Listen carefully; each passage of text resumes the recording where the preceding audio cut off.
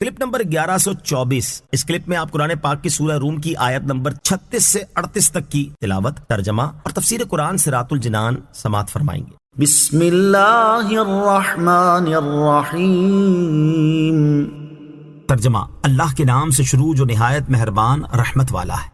وَإِذَا أَذَقْنَا النَّاسَ رَحْمَةً فَرِحُوا بِهَا وَإِن تُصِبْهُمْ سَيِّئَةٌ بِمَا قَدَّمَتْ أَيْدِيهِمْ إِذَا هُمْ يَقْنَطُونَ.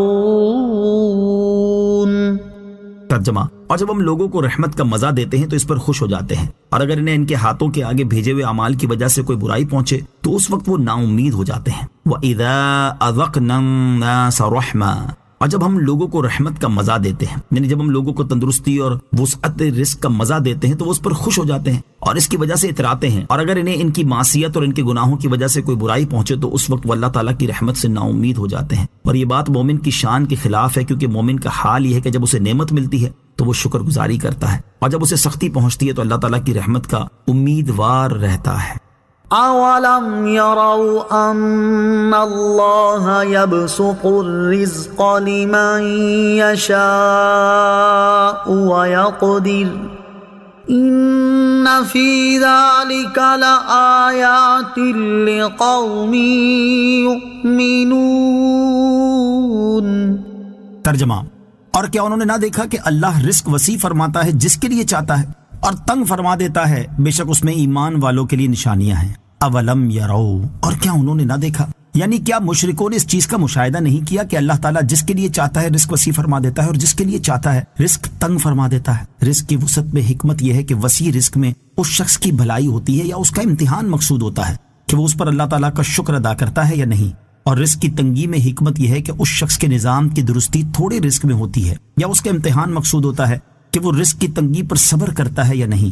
بے شک رزق کی اس تنگی اور وسعت میں ایمان والوں کے لیے نشانیاں ہیں، اور وہ اس کے ذریعے اللہ تعالیٰ کی قدرت کے کمال اور حکمت پر استدلال کرتے ہیں. فآت ذا القربى حقه والمسكين وابن السبيل ذلك خير للذين يريدون وجه الله وأولئك هم المفلحون. ترجمہ: تو رشتہ دار کو اس کا حق دو، اور مسکین اور مسافر کو بھی، یہ ان لوگوں کے لیے بہتر ہے جو اللہ کی رضا چاہتے ہیں، اور وہی لوگ کامیاب ہونے والے ہیں. فآتی ذا القربى حقہ، تو رشتہ دار کو اس کا حق دو، یعنی اے وہ شخص جسے اللہ تعالیٰ نے وسیع رزق دیا، تم اپنے رشتہ دار کے ساتھ اس نے سلوک اور احسان کر کے اس کا حق دو، اور مسکین اور مسافر کو صدقہ دے کر اور مہمان نوازی کر کے ان کے حق بھی دو. رشتہ داروں، مسکینوں اور مسافروں کے حقوق ادا کرنا ان لوگوں کے لیے بہتر ہے جو اللہ تعالیٰ کی رضا چاہتے ہیں اور اللہ تعالیٰ سے ثواب کے طالب ہیں، اور وہی لوگ آخرت میں کامیاب ہونے والے ہیں. آیت فآتی ذا القربى حقہ سے متعلق دو باتیں، یہاں اس آیت سے متعلق دو باتیں سماعت کیجیے. نمبر 1، اس آیت سے محرم رشتہ داروں کے نفقہ کا وجوب ثابت ہوتا ہے جبکہ وہ محتاج ہوں.